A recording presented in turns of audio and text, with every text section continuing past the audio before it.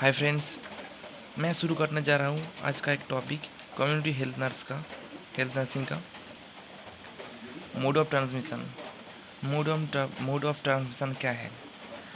By unprotected sexual intercourse.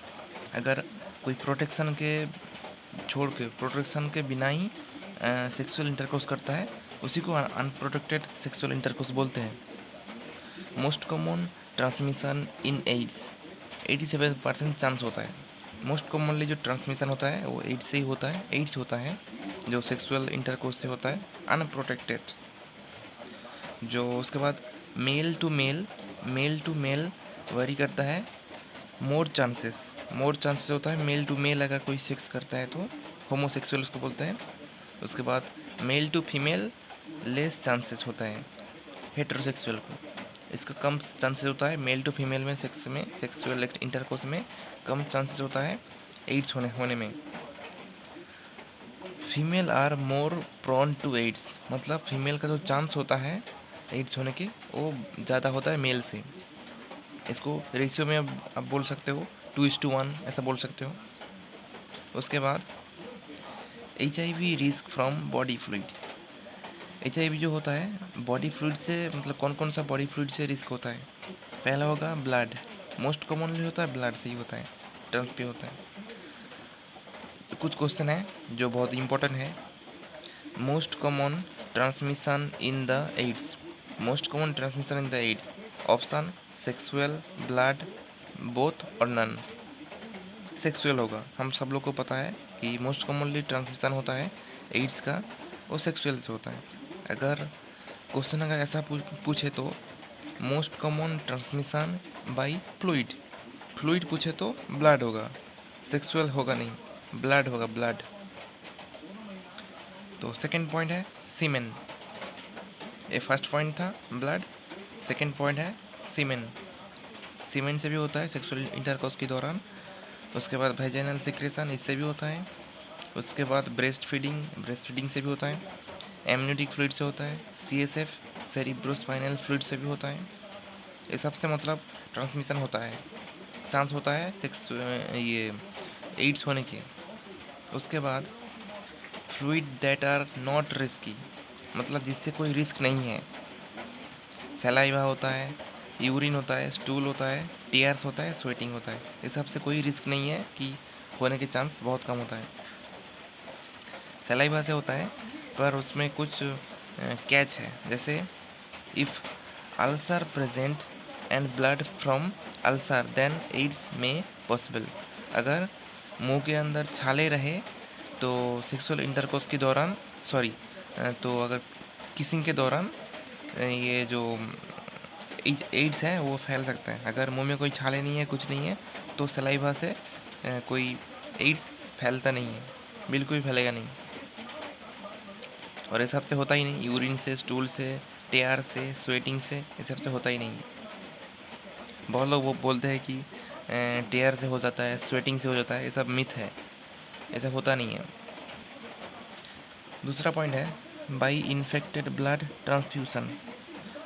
जो infected blood, जैसे कोई ब्लड बैंक से ब्लड लिया और किसी पेशेंट को डाल दिया, तो उससे अगर जो ब्लड लिया वो ब्लड अगर इन्फेक्टेड है तो चांस होता है 98 to 100% चांस होता है एड्स होने की। मतलब जो हेल्दी बॉडी में जाएगा जो ब्लड, चांस रहता है 98% चांस रहता है। इसे लिखा है by infected by blood. By infected needle, अगर कोई इन्फेक्टेड निडल किसी HIV पेशेंट का निडल को किसी दूसरे पेशेंट में कोई सॉल्यूशन डाला जाए, मतलब दिया जाए, किसी इंजेक्शन से नीडल से लेकर दिया जाए, तो चांस 25 to 30% होता है। Occupational exposure, if by mistake needle pinch to nurse, 0.3% chances to infection spread. 0.3% होता है चांस इन्फेक्शन स्प्रेड होने की। जैसे नीडल स्टिक इंजरी बोलता है, नीडल स्टिक इंजरी में नर्स का कोई काम करते करते नीडल पिंच हो गया उंगली में, तो उससे 0.3% चांस होता है। इस टाइम में क्या करना चाहिए? अगर पिंच हो जाए तो पहले रनिंग वाटर में हैंड को अच्छे से वॉश करना चाहिए। उसके बाद जो डॉक्टर है कि जो जो सीनियर नर्स है उससे बोलना चाहिए कि मेरा ऐसा हुआ है, तो वो नेक्स्ट प्रिकॉशन लेगा। तो आता है टॉपिक पे,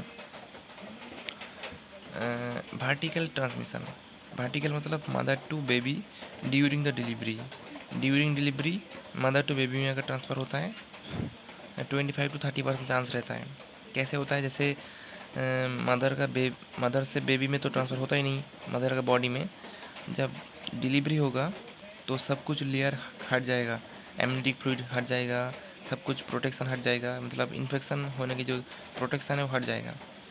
तो आफ्टर डिलीवरी ऐसा होता है 25 से 30% वो चांस रहता है। जैसे आपका अम्बिलिकल कॉर्ड को जब काटा जाता है, काटने के टाइम ही ऐसा होता है, 25 to 30% चांस रहता है इन्फेक्शन होने की।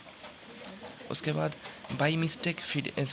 बाई मिल्क फीडिंग, मतलब ब्रेस्ट फीडिंग बोलता है इसको।